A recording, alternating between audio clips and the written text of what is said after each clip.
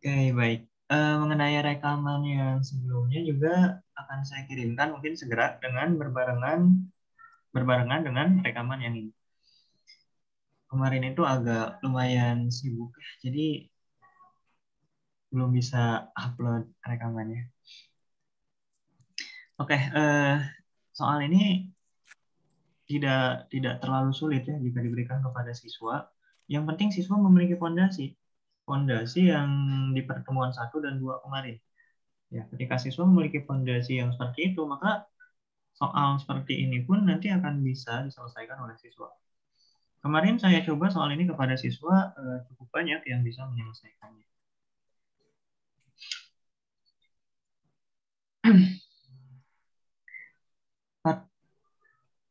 Digit A, B, C, D.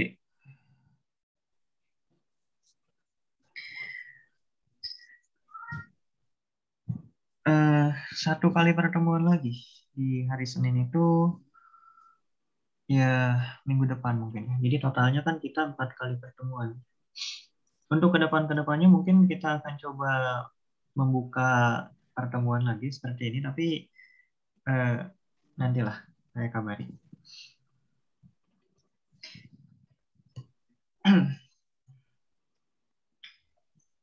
Bilangan asli 4 digit ABCD dengan semua ini tipe ya.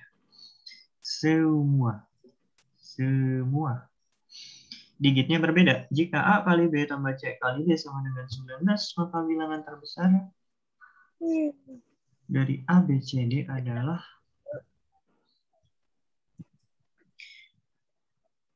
Oke, dalam matematika ada 2 kunci utama dalam berpikir. Yang pertama adalah kritis, yang kedua adalah kreatif.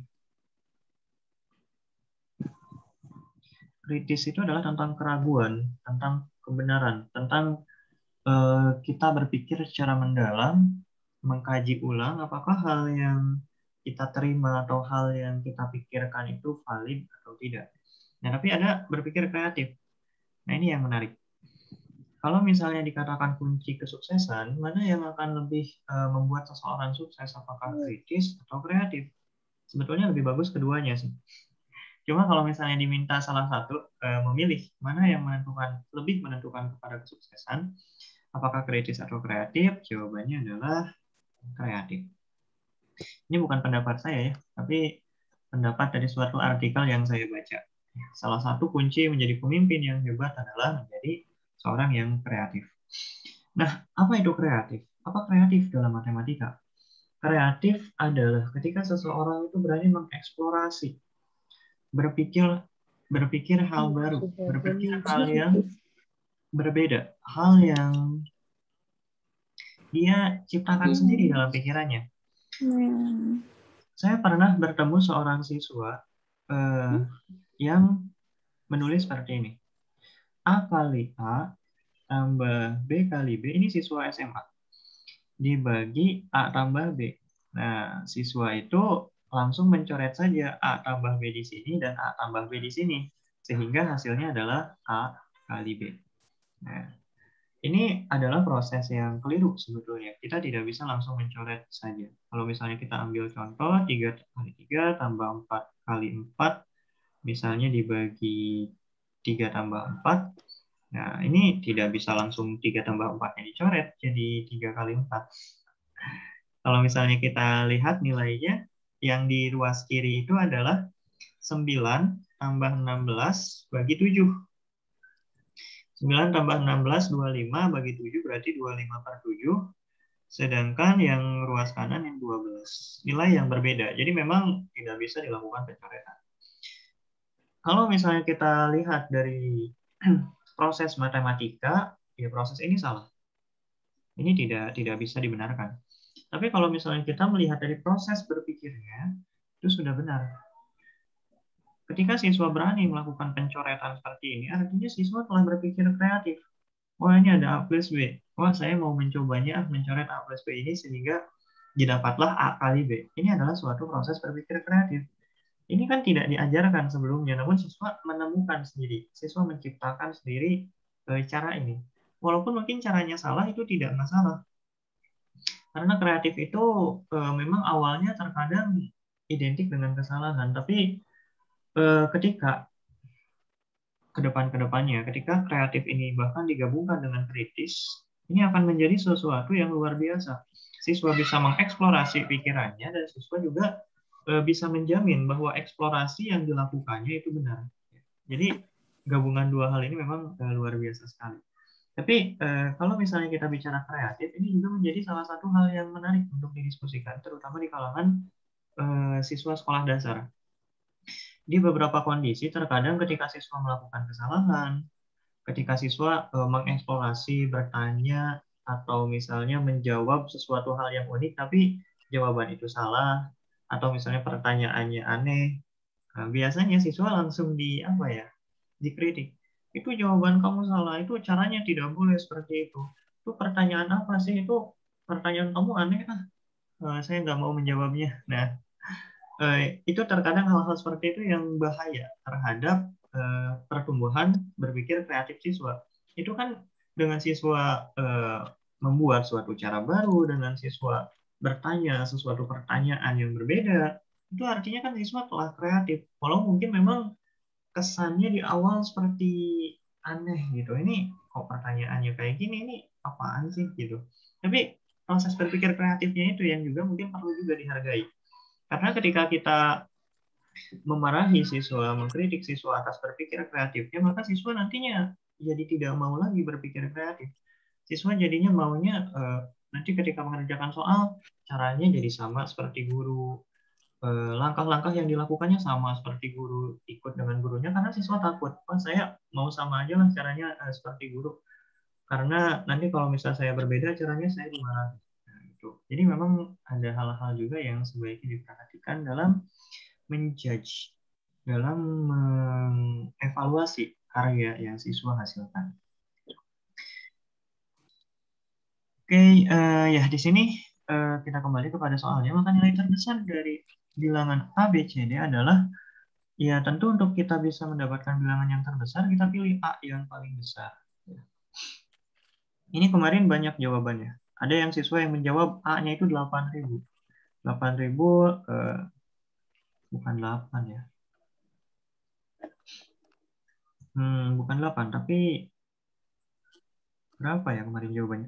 Ada ya siswa yang menjawab tapi jawabannya salah. Ya, saya menghargai siswa itu. Tidak apa salah. Setidaknya kamu telah berada di atas rata-rata teman-teman yang lain karena kamu telah berani untuk mencoba. Oke, kalau misalnya kita melihat pembahasan ini, A-nya tentu harus 9. Ya, kita coba A-nya yang paling besar yaitu 9 karena agar bilangan yang nanti kita dapatkan itu bilangan yang paling besar. Kalau A-nya 9, maka kita di sini menganalisis berapa bilangan yang cocok untuk B.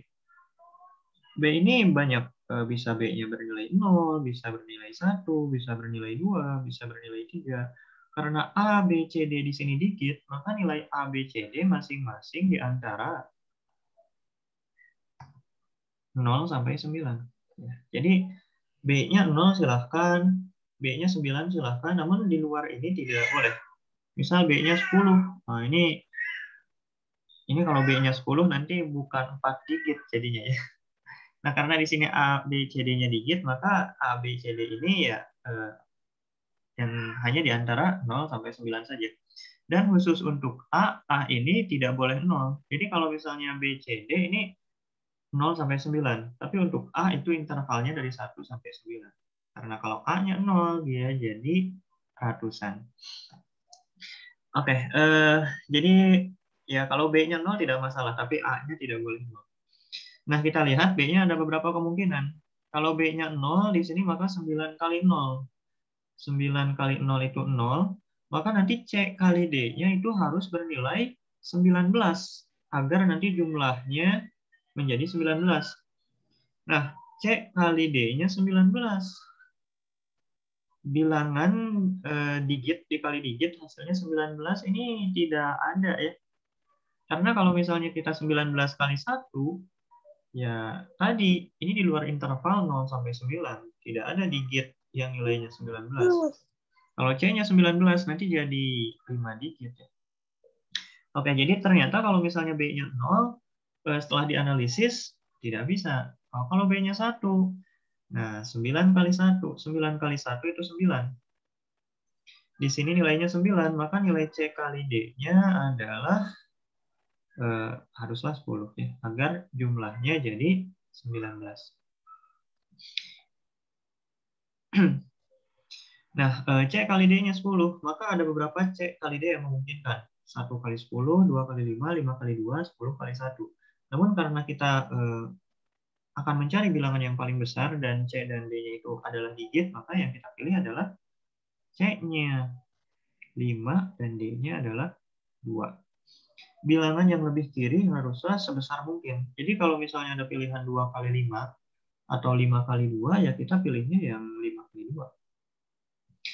Nah, bagaimana dengan bilangan yang lebih tinggi? Misalnya kalau B-nya 2. Kalau B-nya 2, maka 9 kali 2 adalah 18, harus dijumlah dengan 1 agar hasilnya 19. Jadi C kali D-nya harus 1, yang kemungkinannya hanya C-nya 1, D-nya 1, dan ini tidak boleh. Di sini ada tambahan juga, digit-digitnya berbeda. Nah, jadi kalau misalnya ada yang sama, tidak boleh. Ya, artinya ini tidak memenuhi.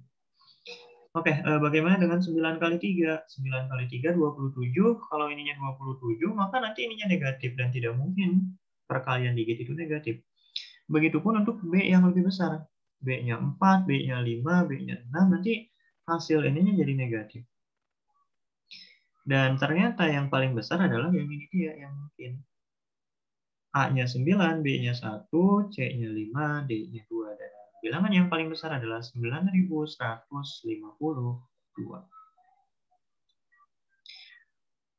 Ya, menarik soal yang seperti ini. Ini membuat siswa menjadi perlu menganalisis soal ini.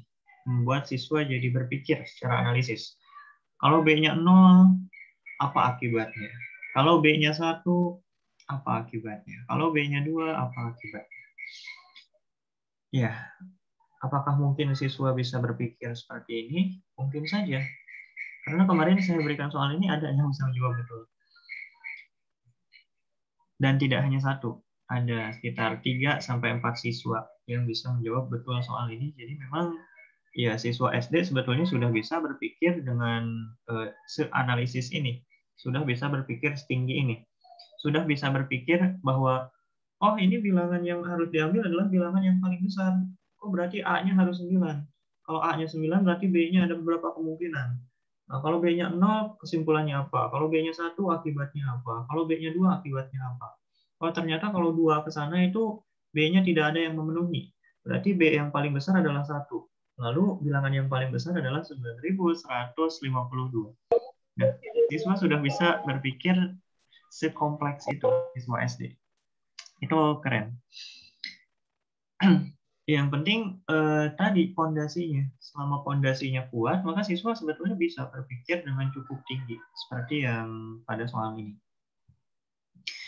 Oke, next soal nomor 3. Uji apakah bilangan 81430 45032 itu habis dibagi oleh 6. Kalau angkanya kecil, misalnya 24. Apakah 24 habis dibagi 6? Ini mudah ya. 24 bagi 6 ya hasilnya 4. Apakah 36 itu habis dibagi oleh 6? Ya betul, habis dibagi 6 karena hasilnya bilangan bulat. Nah, bagaimana dengan bilangan yang besar ini? 8, 1, 4, 3, 0, 4, 5, 0, 3, 2. Ini cara yang mungkin itu perlu menggunakan kalkulator sepertinya. 4, 5, 0, 3, 2. Kita menggunakan kalkulator, menuliskan bilangan ini, lalu dibagi dengan 6. Nanti kita cek hasilnya apakah bilangan bulat atau tidak. Nah, tapi terkadang beberapa kalkulator ada yang sudah tidak kuat kalau angkanya sepanjang ini. Waktu kita coba malah muncul huruf E. Ya, itu. Tapi kalaupun mau, berarti kita harus membagi secara manual. Kita bagi dengan 6. 8 bagi 6, 1 kali 6 jadi 6 dikurangi. 21 bagi 6, 3 kali 6, 18 dikurangi. Wah, ini lama. Oke, ini akan sangat lama sekali. Kalau seperti ini, karena memang ini angkanya panjang. Nah, di sini mungkin apa ya? Apakah ada suatu cara untuk kita bisa menentukan dengan lebih cepat tentang pembagian dengan 6? Nah, sebelum dengan pembagian 6, kita akan coba melihat pembagian 2 dan pembagian 3. Pembagian 2. Apakah 24 habis dibagi oleh 2? Oh, ya, habis dibagi 2. Terus misalnya kalau ada angka, apakah 3, 6, 1, 5, 4, 3, 8 habis dibagi 2? Ah, ya, habis dibagi 2. Jadi kalau pembagian 2 itu cukup mudah dibandingkan pembagian dengan 6. Kalau pembagian dengan 2, mau sepanjang apapun itu kita bisa. Karena pembagian dengan 2 itu yang penting kan ulangannya genap.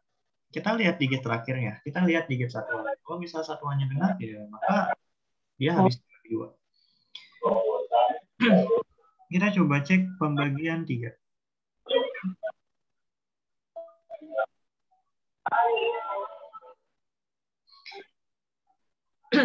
Pembagian 3 itu kalau misalnya 24, apakah 24 bisa dibagi 3? Oke, masih bisa. Tapi kalau misalnya ini, nah, kita ambil bilangan ini, apakah habis dibagi 3? Kalau mungkin kalau pembagian 2 mungkin cukup mudah, kita tinggal melihat digit terakhirnya saja. Tapi bagaimana dengan pembagian 3? Nah, untuk pembagian 3, triknya adalah kita dapat menjumlahkan semua digit-digitnya. Kita jumlahkan digit-digitnya 3 tambah 6 tambah 1 tambah 5 tambah 4 tambah 3 tambah 8. Kita jumlahkan semuanya. 3 tambah 6 itu 9 tambah 1 10 tambah 5 15 tambah 4 19 tambah 3 22 tambah 8 30. Nah, jika jumlah digit-digitnya itu habis dibagi 3, ini jumlah digit-digitnya adalah 30 dan 30 habis dibagi 3, maka bilangan ini itu habis dibagi 3. Jadi menarik.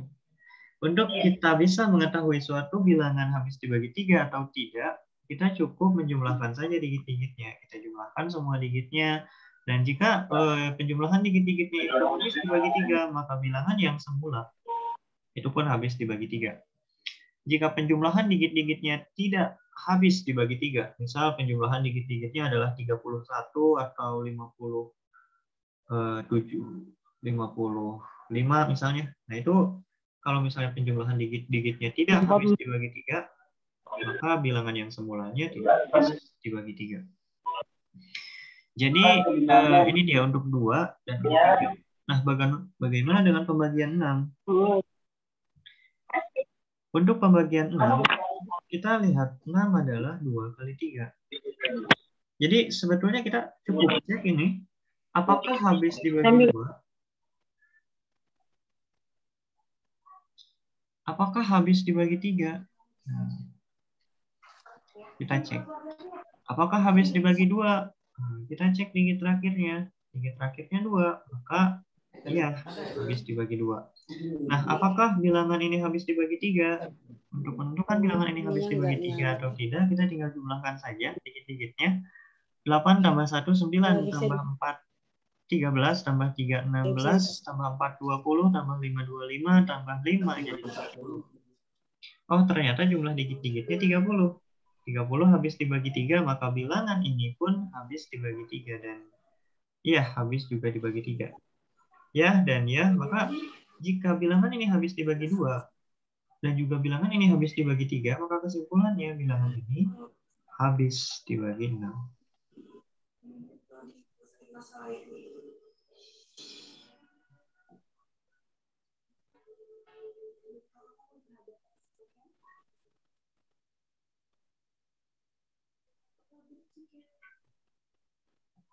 Ya, kurang lebih demikian. Oke, next ke soal yang berikutnya. Soal nomor 4. Wah, ini menarik sekali. Jika N adalah bilangan genap 7 digit, yang digit-digitnya berbeda dan N habis dibagi oleh 9. Maka nilai terkecil yang mungkin dari N adalah N terdiri dari 7 digit dan N habis dibagi oleh 9. Digit-digitnya harus berbeda pula. Yang ditanya nilai terkecil yang mungkin dari N. Ini caranya mungkin kita sedikit membahas terlebih dahulu kapan suatu bilangan habis dibagi 9. Ini syaratnya sama dengan yang habis dibagi 3.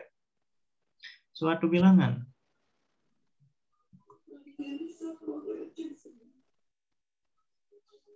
habis dibagi 9 jika jumlah digit-digitnya habis dibagi 9.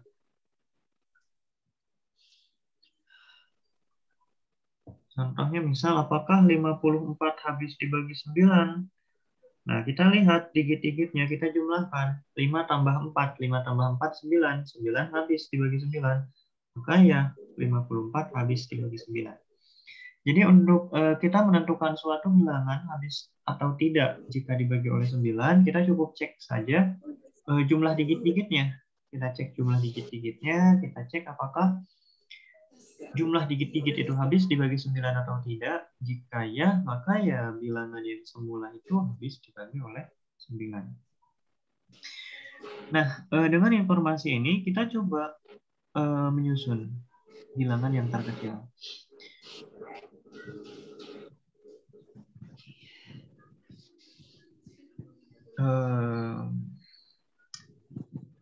Ya, ini bagaimana ya? Oke. Jika N bilangan genap 7 digit, bilangan genap pula yang diminta. Yang digit-digitnya berbeda dan N habis dibagi oleh 9, maka nilai terkecil yang mungkin dari N adalah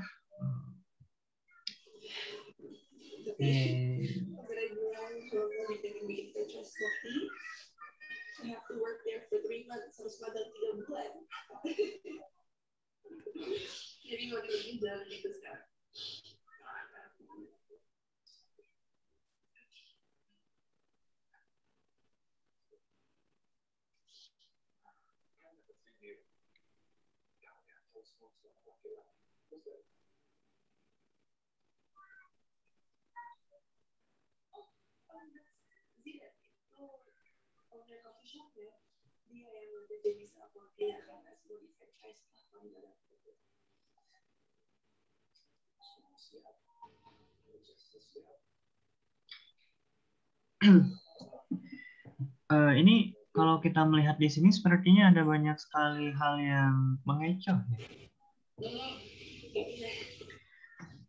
Kalau kita melihat digit yang terkecil di sini, ya berarti yang awalnya ini harus angka 1. Ya, kita segimana mungkin bilangan yang di kiri itu sekecil mungkin. Kita coba buat bilangan yang di kiri itu sekecil mungkin. Nah, karena di sini mintanya 7 digit, ya yang paling kecil di sini adalah 1. Nah, tapi ketika kita melihat ke digit kedua, di sini yang paling kecil itu adalah 0. Karena digit kedua itu boleh angkanya 0. Kalau digit pertama ini nggak boleh 0, karena kalau ini 0 nanti jadi bilangan 6 digit, bukan 7 digit. Nah, selanjutnya kita buat di sini 2. Lalu 3, lalu 4, lalu 5, lalu 6. Nah, namun oke, ini adalah bilangan genap. Bilangan genap 7 digit. Dan terkecil, ini sudah yang paling kecil, di mana digit-digitnya berbeda, semua digitnya berbeda. Nah, namun yang jadi masalah, apakah bilangan yang kita buat ini habis dibagi oleh 9? Ini sudah bilangannya sudah genap, sudah 7 digit, digitnya sudah berbeda juga, dan sudah yang paling kecil. Nah, namun apakah bilangan ini habis dibagi oleh 9? Kita akan coba cek. Caranya dengan kita menjumlahkan saja semua digitnya.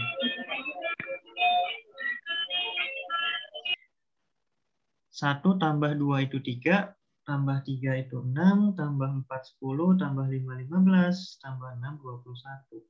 21 tidak habis dibagi 9, maka bilangan ini tidak habis dibagi 9. Nah, jadi memang di sini perlu ada yang dirubah.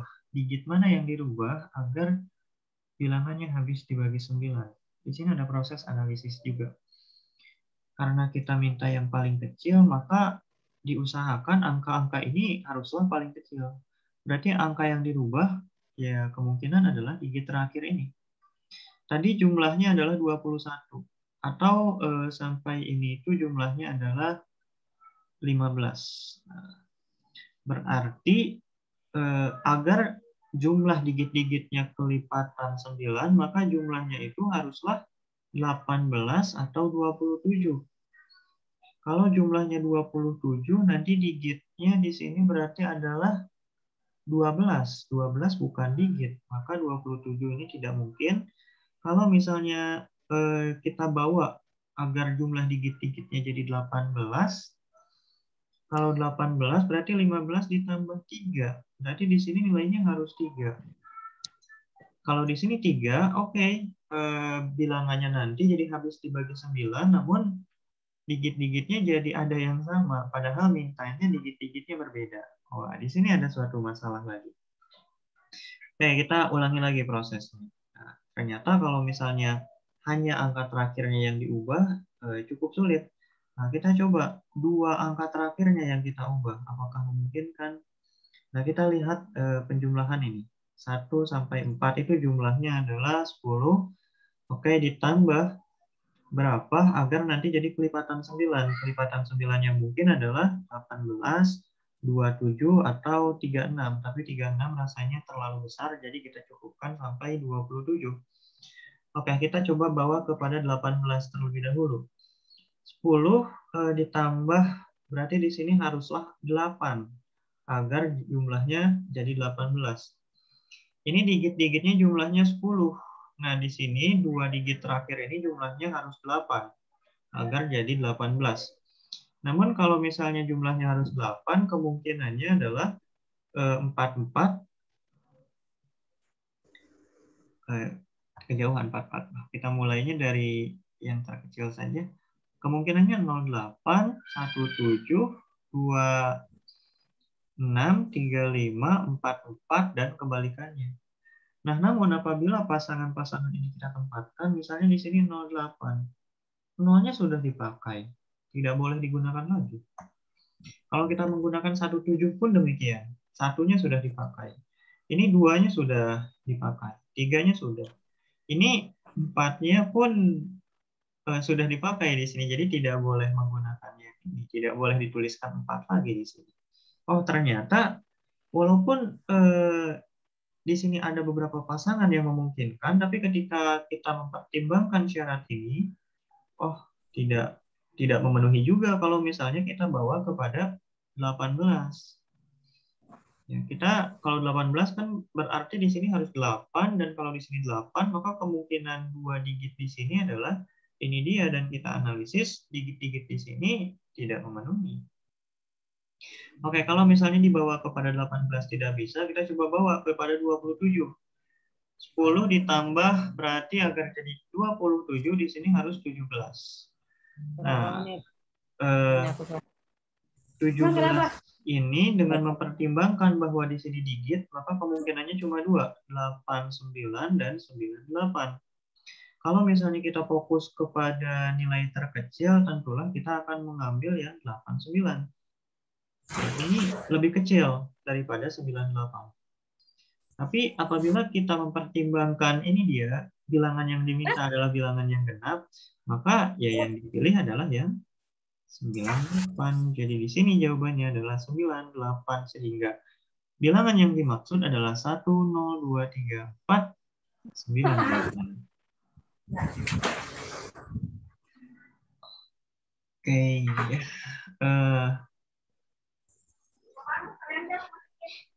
Mana? Iya. Kalau mau nggak apa-apa. Oke, kita coba lanjut ke soal yang berikutnya. Ini ada proses analisis dan sekali lagi bahwa Tanggal 16 ya? bahwa siswa SD itu sebetulnya sudah mampu berpikir seanalisis ini, sudah mampu berpikir sekompleks ini. Tadi kalau kita lihat ada banyak sekali analisisnya. Bagaimana analisis agar digit pertama itu 1? Bagaimana secara teliti digit kedua ini 0? Karena kan kalau misalnya 1 ya di sini 2 gitu. Padahal di sini 0. Seterusnya di sini pun ada analisis lagi. Tadi kan kalau misalnya di sini awalnya kan 56 di sini ya. Oh, ternyata kalau di sini 5 dan 6 bilangannya bukan kelipatan 9. Nah, apa yang harus dilakukan agar bilangan ini jadi kelipatan 9? Itu kompleks sebetulnya. Keputusan yang dibuatnya itu harus cukup menggunakan proses analisis yang tinggi. Oh, ternyata bilangan yang harus diubah adalah 2 digit terakhir ini. Digit terakhir ini yang harus diubah. Tadi kalau misalnya mengubah digit terakhir saja tidak bisa. Nah, kalau misalnya mau mengubah 2 digit terakhir, bagaimana caranya ya? Ya, jadinya. Tapi ada sebetulnya siswa yang mampu berpikir seperti ini. Bahkan bukan ada, banyak. Kuncinya yang kemarin, fondasi. Selama fondasinya kuat, yang gini-gini itu siswa bisa sebetulnya. Sekolahnya mana Nabila? Sore kan Nabila kan? Aku nggak tahu, aku WA dua-duanya. Oke, ya terima kasih. Saya izin mengkondisikan suasana. Terima kasih. Gimana dong? Gimana? Nah, kita melanjut ke soal yang berikutnya. Berapa banyak bilangan 3 digit yang memenuhi semua syarat berikut? Bilangan, oke. Yang tadi mintanya 7 digit, sekarang mintanya lebih mudah, 3 digit. Namun syaratnya banyak. Kalau tadi kan, yang tadi juga syaratnya banyak ya. Ya sama lah, tidak beda jauh ya. Nah, soal ini dan soal yang sebelumnya. Berapa banyak bilangan 3 digit yang memenuhi semua syarat berikut? Oke, kelipatan 9, jumlah digit pertama dan digit ketiga adalah 11, dan digit pertamanya kurang dari digit kedua. Oke, kompleks sekali. Yang soal nomor 5 ini bukan ditanya bilangan yang paling kecil, bukan juga ditanya yang paling besar, tapi ditanya bilangan yang memenuhi 3 syarat ini. Ada berapa banyak bilangan? Kalau misalnya kita ambil salah satu contohnya, misal 475. 477 ya. Digitnya sama tidak apa, karena memang di sini tidak ada syarat digit-digitnya harus berbeda. Nah, kita coba cek 477. Kita coba cek apakah memenuhi syarat yang pertama. Apakah dia kelipatan 9? Oke, kita jumlahkan saja semua digit-digitnya. 4 tambah 7 itu 11, tambah 7 jadi 18. Jumlah digit-digitnya habis dibagi 9, maka bilangan ini, oke, syarat pertama memenuhi. Bilangan ini adalah kelipatan 9. Oke, jumlah digit pertama dan digit ketiga adalah 11. 4 tambah 7, 11. Oke, syarat kedua memenuhi. Digit pertama kurang dari digit kedua, 4 kurang dari 7, memenuhi juga. Maka 477 adalah salah satu bilangan yang dimaksud oleh soal ini. Namun yang di sini yang ditanyakan adalah berapa banyak bilangannya. Nah, selain 477 itu, ada bilangan apa lagi?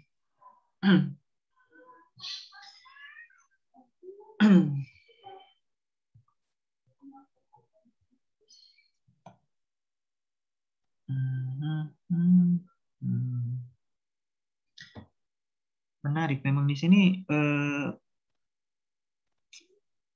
syaratnya ada 3.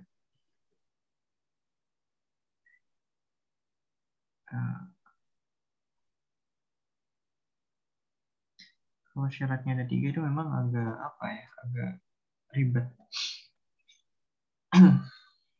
Tapi yang sebelumnya juga syaratnya banyak.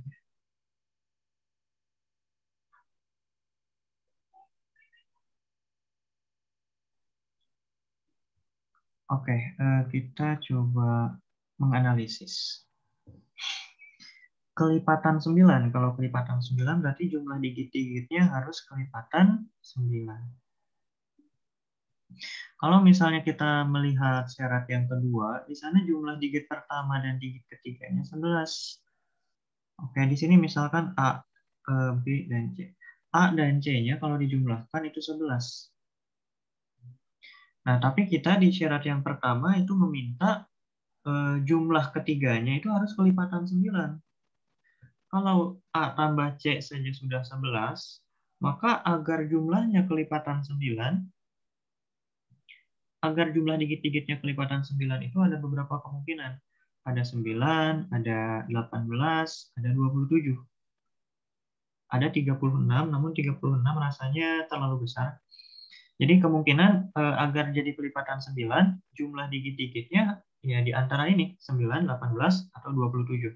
Namun apabila mempertimbangkan syarat yang kedua, di mana jumlah digit pertama dan ketiga adalah 11, maka ini tidak mungkin, karena ya A tambah C saja sudah 11. Ya ditambah ini jadi lebih besar lagi. Nah, apabila kita melihat tentang ini tambah ini 11, agar jumlahnya jadi 18, ini tambah ini 11. Agar jadi 18, maka kita bisa peroleh dari sini B-nya sama dengan 7. Kalau B-nya bukan 7, ya jumlahnya nanti bukan 18. Karena ini tambah ini 11. Oke, jadi kalau misalnya dibawa kepada 18 masih bisa. Tapi ya nilai B-nya haruslah 7. Tapi kalau misalnya membawa kepada 27, A tambah C-nya 11. Berarti harus ditambah dengan 16 ya, agar jumlahnya jadi 27, dan ya tentunya digit tidak boleh 16. Digit itu intervalnya dari 0 sampai 9, yang artinya 27 juga tidak memungkinkan. Oh, dengan kita menganalisis syarat 1 dan 2 saja, kita bisa mendapatkan kesimpulan bahwa nilai di tengah itu harus 7. Nggak boleh yang lain. Boleh nggak 6? Kalau di sini 6, di sini jumlahnya 11. Dijumlahkan jadi 17 nanti. Jadi memang harus 7, tidak boleh yang lain. Oke, maka di sini 7. Nah, jadi memang bilangan-bilangan nanti yang kita dapatkan, digit yang di tengahnya pasti 7. Dan namun kita perlu menentukan bilangan-bilangan di A dan C ini. Oke, B-nya 7. Tinggal menentukan A dan C. Apabila kita melihat syarat yang ketiga, digit pertamanya kurang dari digit kedua. Digit pertama kurang dari digit kedua. Nah, digit keduanya kita sudah tahu, yaitu 7. Maka kita mudah untuk menentukan digit pertama. Digit pertamanya bisa 1. Bisa 2 juga. Bisa 3. Nah, kita kurang rapih. Oke, 1 bisa. 2 bisa. Karena masih kurang dari 7. 3 bisa. 4 bisa, 5 pun bisa, 6 bisa. Nah, kalau 7 sudah tidak bisa. Karena memang 7 itu sama dengan. Kita mencari yang kurang dari. Nah, ini dia yang kita peroleh. Nah, bagaimana dengan digit ketiganya? Ini bagaimana menentukannya? Nah, kita menggunakan syarat yang kedua. Jumlah digit pertama dan digit ketiga adalah 11. Di sini 1. Tapi katanya jumlah A dan C harus 11. Di sini harus 10. Oh, berarti ini tidak mungkin. Tidak mungkin ini. Ya, tidak mungkin C-nya 10 ya. Oke, berarti ini tidak mungkin. Nah, kalau misalnya kita melihat ini 2, kalau di sini 2 berarti di sininya harus 9. 3 di sininya 8, 4 ininya 7, 5 ininya 6, agar tadi jumlahnya jadi 11, 6 di sininya 5. Oke, dan kalau kita analisis, inilah bilangan yang kita dapat. Ada sebanyak 1, 2, 3, 4, 5 buah bilangan.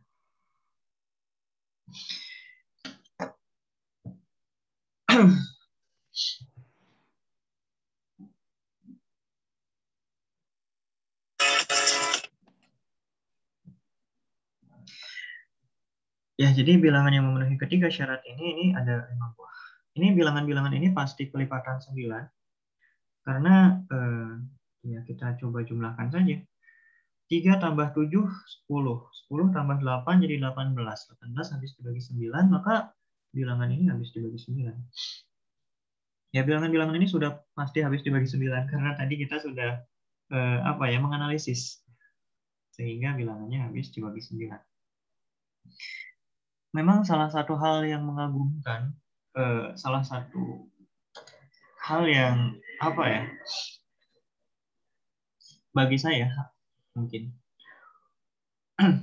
salah satu hal yang mengagumkan itu adalah ketika bisa melihat siswa yang berpikirnya mengagumkan.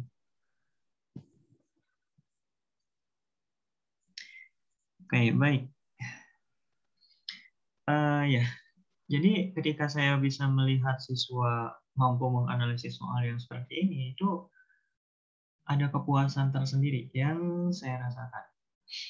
Di sini ada beberapa soal lagi. Sebetulnya ada soal nomor 6 dan soal nomor 7. Namun sebelum kita melanjutkan, saya ingin sedikit membahas mengenai psikologi. Psikologi peserta didik.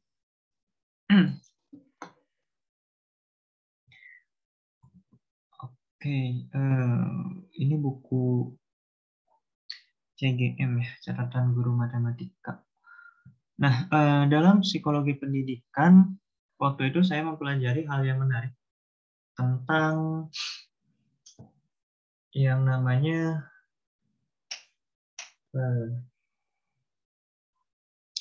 namanya saya lupa. Tapi intinya adalah tentang kepercayaan bahwa bagaimanapun siswa tumbuh itu tergantung dari kepercayaan gurunya, kepercayaan lingkungan terhadap dirinya. Terkadang ketika saya melihat kenapa sih banyak siswa yang tidak sukses? Apa sih yang mempengaruhi kesuksesan seseorang? Apa sih yang mempengaruhi kualitas sumber daya manusia di masa depan? Ketika saya menganalisis itu, yang saya dapatkan adalah bahwa siswa itu tidak berhasil di masa depan itu bukan karena nilai yang jelek, bukan karena nilai yang kecil, tapi karena akibat dari nilai kecil itu. Akibatnya yaitu siswa dicap gagal, siswa dicap bodoh, siswa dicap nakal, dan lain sebagainya. Sebetulnya cap itu, label itu yang ketika diberikan kepada siswa, itulah yang membuat siswa jadi tidak berhasil. Jadi bukan nilai kecilnya yang membuat siswa tidak berhasil, tapi label yang diberikan kepada siswa itulah yang membuat siswa tidak berhasil. Karena apa yang saya teliti kemarin, membaca banyak sumber dan berdiskusi juga, ketika siapapun siswanya, baik misalnya siswanya memiliki kemampuan matematika yang kurang, ya, jadi siapapun siswanya, bagaimanapun kondisi siswa itu, bagaimanapun nilai yang didapat oleh siswa itu, tapi ketika gurunya memberi label, wah kamu itu adalah siswa yang berpotensi, kamu itu adalah siswa yang hebat di masa depan, kamu itu adalah pemimpinnya yang hebat di masa depan, kamu itu cerdas sebetulnya. Nah, walaupun misalnya siswa mendapatkan nilai yang kecil, tapi ketika guru tetap memberikan label yang positif terhadap siswa itu, maka siswa itu besar kemungkinan akan menjadi seorang yang sukses di masa depan. Jadi ini hal menarik bahwa sukses tidak hanya seorang siswa bukan dipengaruhi oleh nilainya, nilai ujiannya, tentang kemampuan matematikanya, tapi lebih kepada label yang diberikan itu. Kalau misalnya siswa nilainya bagus, tapi diberi label, tapi tidak mungkin juga ya. Ya itu tentang label. Oke, ini kembali kepada psikologi pendidikan. Ini ada banyak ya, ada tentang kritik. Oke, saya ingin sedikit membahas tentang kritik dulu. Kritik juga menarik karena ini dia.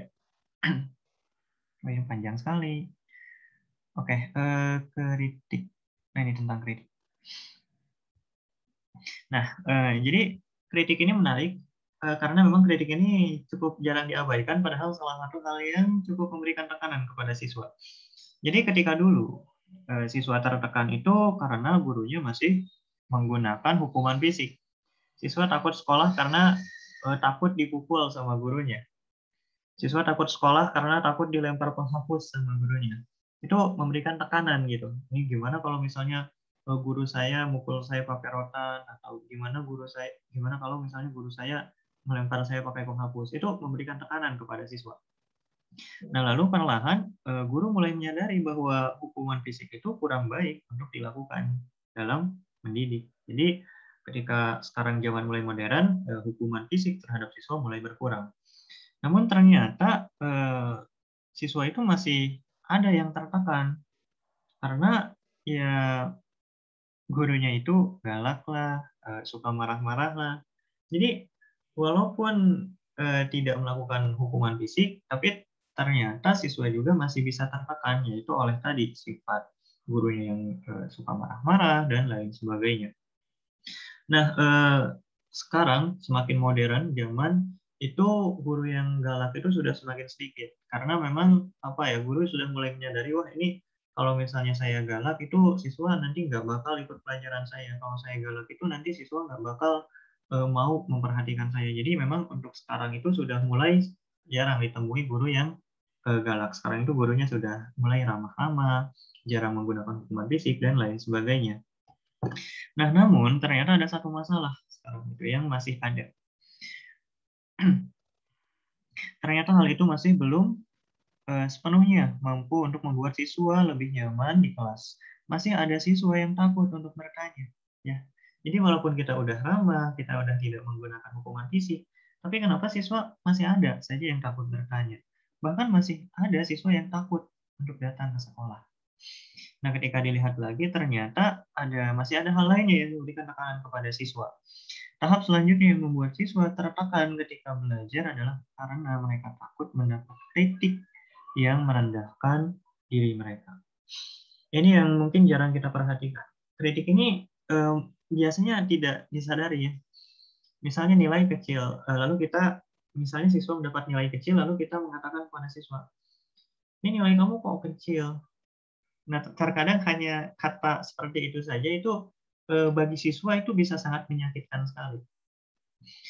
Jadi memang kritik itu biasanya kayak ucapan sederhana, tapi dalam sudut pandang siswa itu hal yang menyakitkan, hal yang menakutkan bagi siswa.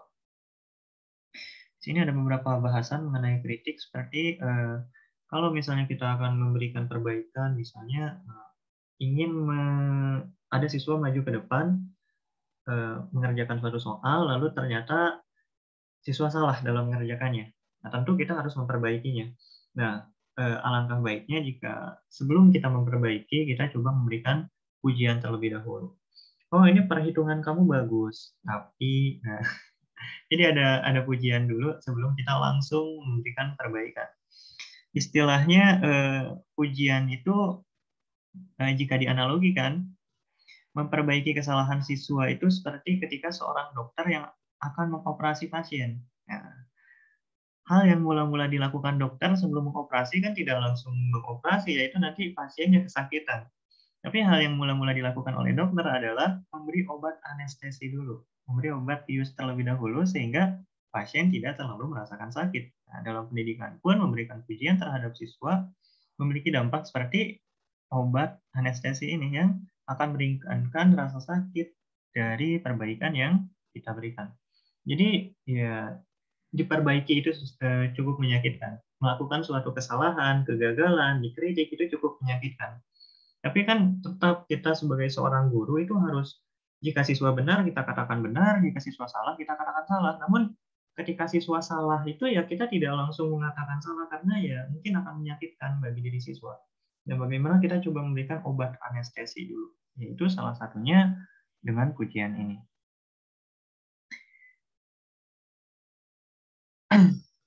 Oke, silakan.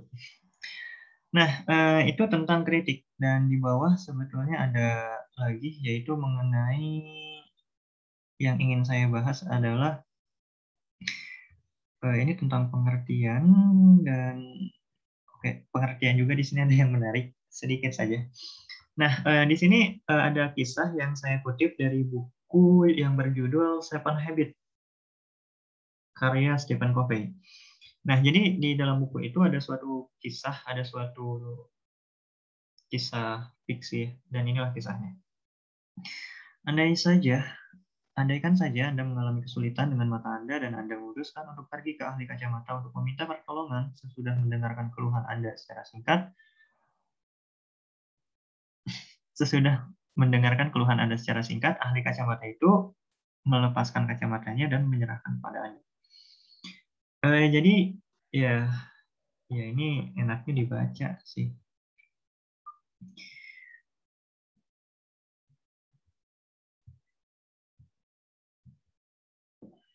Nah, namun setelah kita mengatakan keluhan-keluhan kepada ahli kacamata itu, tiba-tiba ahli kacamata itu mengatakan, ini kenakan saja kacamataku. Aku udah mengenakan kacamata ini selama 10 tahun sampai sekarang, dan kacamata ini benar-benar menolong saya. Saya punya satu di rumah, Anda boleh mengenakannya yang ini. Nah, terkadang ini salah satu hal yang ini dasarnya sih. Ke bawah itu hanya sebatas tambahan saja, tapi pesan intinya ada di sini. Terkadang siswa itu memiliki masalah. Dan ketika kita ingin membantu masalah siswa itu, hal yang kita lakukan adalah memberikan solusi dalam sudut pandang kita. Jadi misalnya seperti ahli kacamata ini. Ahli kacamata ini menggunakan kacamata yang memang selama 10 tahun itu sangat membantunya sekali. Tapi kan belum tentu kacamata yang dikenakannya itu juga bisa membantu siswa, gitu, membantu pasien. Nah, ini yang menjadi masalah dalam pengertian. Mengenai pembahasan lebih lanjutnya kita tunda di lain waktu saja. Ini nih, dari awal tuh saya ingin membawa ke ini dia. Nah, lingkaran pengaruh sebetulnya. Ini menarik. Oke, fondasinya ini dia. Jadi ada Anna Rolet pada tahun 1876 pernah melaporkan bahwa para etnolog telah menemukan 60 anak-anak buas yang hidup bersama dan dipelihara oleh binatang. Jadi anak-anak ini nggak tahu kenapa, tapi mereka dari bayi itu tinggal di hutan. Mereka ditinggalkan dan mereka dipeliharanya, tumbuhnya ya bersama binatang. Nah, ternyata mereka itu ya tidak berperilaku seperti manusia. Mereka agresif dan tidak berpakaian. Ya, ini penelitian yang menarik. Ketika seorang manusia dibiarkan saja di hutan dan dipelihara oleh hewan, yang hasilnya adalah seperti ini. Manusia itu jadi agresif dan tidak berpakaian. Hal ini menunjukkan bahwa perkembangan manusia itu bersifat terbuka. Artinya ketika manusia lahir, mereka memiliki potensi untuk menjadi manusia yang ideal, tetapi setelah kelahirannya, potensi itu bisa terwujudkan atau mungkin juga tidak terwujudkan. Jadi ketika siswa lahir ya bisa saja siswa menjadi hebat, atau bisa saja siswa itu jadi ya tidak berperilaku seperti manusia. Ini tergantung inputnya, tergantung lingkungannya. Nah, memang tugas pendidikan adalah bagaimana membuat potensi siswa itu menjadi teroptimalkan. Salah satu yang menarik ini adalah tentang ini dia. Namanya itu kalau misalnya di YouTube atau Google atau penelitian psikologi itu efek Pygmalion. Oke, itu namanya. Pygmalion effect. Jadi kalau misalnya ingin memperdalam mengenai psikologi ini menarik sekali. Saran saya coba bisa di search di YouTube atau Google, efek Pygmalion. Ini hal yang penting bagi seorang guru, hal yang penting untuk dipahami oleh seorang guru, namun jarang sekali dibahas. Nah, padahal ini penting sekali menurut saya. Tapi jarang sekali webinar-webinar, pendidikan, bahkan di perkuliahan pun jarang membahas ilmu psikologi ini, efek Pygmalion. Nah, apa sih efek Pygmalion itu? Sederhananya adalah tentang 4 hal ini. Tindakan guru, mempengaruhi persepsi siswa, mempengaruhi tindakan siswa, mempengaruhi persepsi guru, dan terus saja berputar. Oke, di sini ada suatu cerita, kisah yang sebetulnya hasil penelitian. Cuma hasil penelitian itu dikemas dalam suatu kisah. Kisahnya kurang lebih seperti ini. Yang pertama adalah persepsi guru. Semisal, kita akan mengajar di tahun ajaran baru dengan siswa yang juga baru. Sebut saja dua siswa diantaranya adalah Andi dan Farhan. Ketika kita melihat Andi, ternyata ia memiliki gestur yang tegak, penampilannya rapi, dan ekspresi wajahnya mengingatkan kita pada siswa cerdas yang pernah kita ajarkan tahun lalu. Sedangkan ketika kita melihat Farhan, kita jadi teringat dengan siswa yang nakal yang sulit diajari.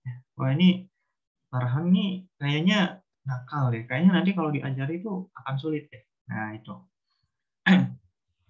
Ternyata kesan pertama yang kita bentuk tersebut akan mempengaruhi tindakan kita dalam mengajar mereka. Tanpa kita sadari bahwa saat itu kita membuat keputusan terhadap hasil akhir yang akan kita capai nantinya. Sebuah awal yang mempengaruhi hasil akhir. Oke, yang kedua adalah tindakan guru. Dari kesan pertama terhadap Andi, kita meyakini bahwa nantinya Andi bisa menjadi siswa yang membuat kita bangga. Wah, ini karena Andi itu penampilannya baik, terlihat cerdas. Wah, ini pasti nanti bisa membuat saya bangga. Persepsi baik tersebut memberi kita semangat lebih untuk mengajarinya. Ketika Andi bertanya sesuatu, kita menjawabnya dengan jelas. Ketika Andi sedang down, kita memberinya perhatian dan dorongan. Ketika Andi membuat kesalahan, kita memberinya umpan balik. Ketika Andi membuat suatu keberhasilan, kita memberinya penghargaan. Nah, sebaliknya ketika kita melihat Farhan, karena Farhan ini dirasa anak yang nakal, ya ketika Farhan bertanya jadi agak kurang enak untuk menjawabnya. Ya, ketika Farhan bertanya, kita menjawab seadanya. Ketika Farhan membuat kesalahan, kita sedikit kesal. Ketika Farhan membuat suatu keberhasilan, kita senang, tapi tidak banyak memberikan umpan balik kepadanya. Tindakan yang kita lakukan seringkali didasarkan pada persepsi awal kita terhadap siswa. Nah, tadi persepsi siswa, yang kedua adalah Yang pertama adalah persepsi guru, yang kedua adalah tindakan guru. Nah, yang ketiga adalah persepsi siswa. Tindakan yang guru lakukan akan mempengaruhi persepsi siswa terhadap dirinya sendiri. Andi merasa dihargai, karena itu dia jadi merasa senang dalam belajar matematika. Dan dia percaya bahwa suatu saat nanti bisa menjadi siswa yang mahir dalam matematika.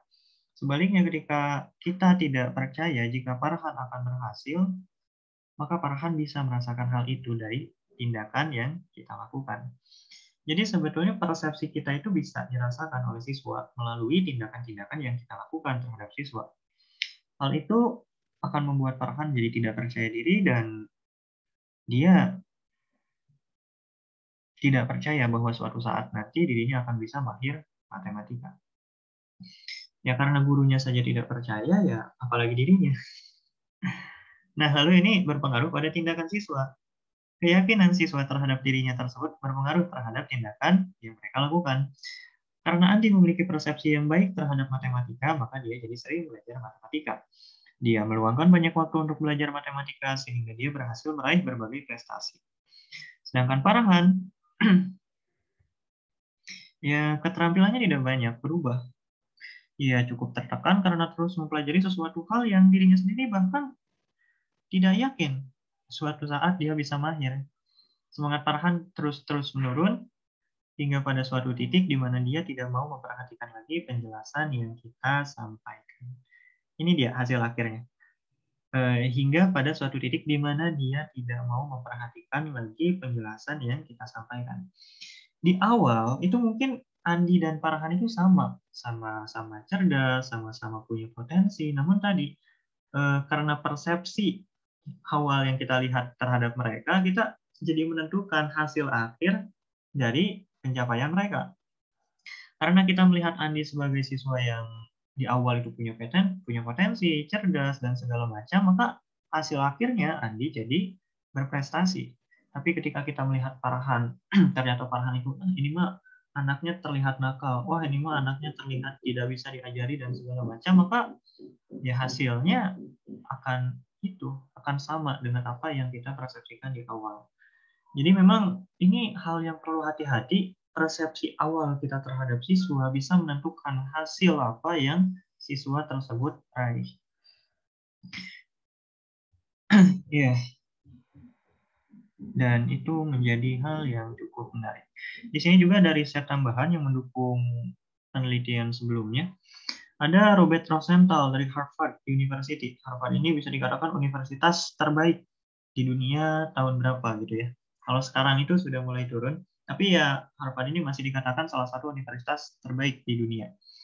Oke, Robert Rosenthal dari Harvard pernah melakukan penelitian bersama dengan rekannya, yaitu Lenore Jacobson, terkait persepsi awal dari seorang guru. Nah, ini penelitiannya.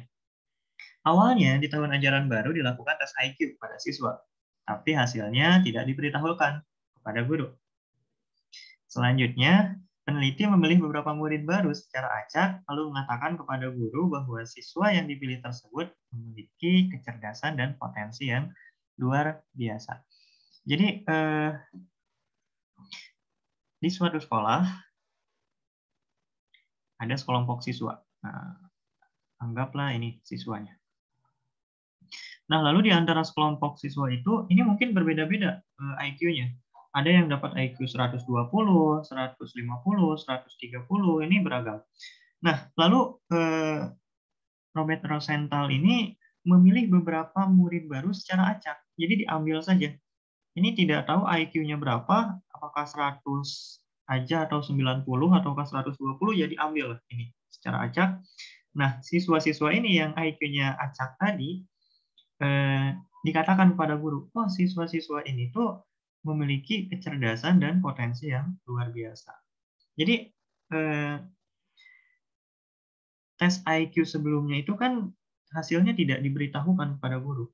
Yang diberitahukan kepada guru itu adalah ini dia siswa yang dipilih secara acak diberitahukan kepada guru bahwa mereka memiliki potensi yang luar biasa. Padahal acak ada yang IQ-nya 90, ada yang IQ-nya 120 dan beragam. Nah, hasil penelitiannya setahun kemudian dilakukan tes IQ kembali. Hasilnya, siswa yang semula dipilih secara acak, yang digambarkan sangat cerdas dan memiliki potensi, menunjukkan peningkatan nilai tes IQ secara signifikan. Oke, jadi justru siswa-siswa ini yang pertumbuhannya itu signifikan dibandingkan siswa-siswa yang lainnya. Nah, apa pembedanya? Padahal di sini tuh beragam gitu. Ada yang IQ-nya 90, ada yang IQ-nya 100, tapi kenapa ini signifikan sekali pertumbuhannya? Nah, karena tadi siswa-siswa ini dikatakan kepada guru bahwa mereka memiliki potensi, sehingga guru percaya, wah ini siswa-siswanya memiliki potensi, wah siswa ini mereka adalah siswa yang cerdas dan lain sebagainya. Persepsi awal itulah yang mempengaruhi hasil akhir yang siswa capai nantinya. Oke, di sini ada sedikit tambahan mungkin sebelum saya tutup saja pertemuan kita hari ini. Mengenai soalnya tadi mungkin bisa kita bahas di lain waktu. Ini ada suatu penutup, suatu kalimat dari seorang guru di Finlandia ya. Sebagaimana kita tahu, Finlandia adalah negara dengan salah satu kualitas pendidikan terbaik di dunia. Nah, apa sih yang menjadi prinsip? Apa sih yang menjadi salah satu prinsip utama dalam pendidikan di Finlandia? Inilah jawabannya. Seorang guru mengatakan, guru Finlandia mengatakan, saya pikir isu politik paling penting di Finlandia adalah keinginan kami memiliki sistem di mana semua siswa dan semua orang memiliki kesempatan dan pendidikan yang sama. Jadi ini, isu politik paling penting di Finlandia. Jadi yang fokus penting di Finlandia adalah ini dia, kesetaraan, di mana semua siswa dan semua orang memiliki kesempatan dan pendidikan yang sama. Tidak ada yang diberi label, kamu mah adalah siswa yang pasti tidak punya potensi. Nah, ini Andi ini pasti potensinya bagus. Nah, itu kan sebetulnya adalah bentuk dari ketidakadilan juga ya. Keadilan itu adalah, ini dia, kalau misalnya saya definisikan, keadilan atau kesetaraan dalam pendidikan adalah kesetaraan dalam peluang yang bisa siswa dapat, bukan dalam hasil yang harus siswa dapat. Jadi, ya itu, salah satu prinsip penting dalam pendidikan di Finlandia adalah tentang keadilan. tentang keinginan mereka untuk memiliki sistem di mana semua siswa dan semua orang, baik itu cerdas, tidak cerdas, mereka memiliki kesempatan yang sama dalam pendidikan. Dan tidak peduli di mana mereka tinggal. Apakah mereka kaya atau miskin, apakah mereka perempuan atau laki-laki, kami ingin memberikan kesempatan yang sama pada semua orang. Oke, sekian mungkin untuk pertemuan hari ini. Kita cukupkan saja. Mohon maaf apabila ada kekurangan. Ya, kita tutup dengan ucapan alhamdulillah. Alhamdulillahirabbil alamin. Alhamdulillahirabbil alamin. Terima kasih, Pak. Oke, siap. Terima kasih, Pak. Terima kasih, Pak Dias. Ya. Pak. Sama-sama. Saya izin menutup Zoom-nya. Oke, sama-sama, Bu.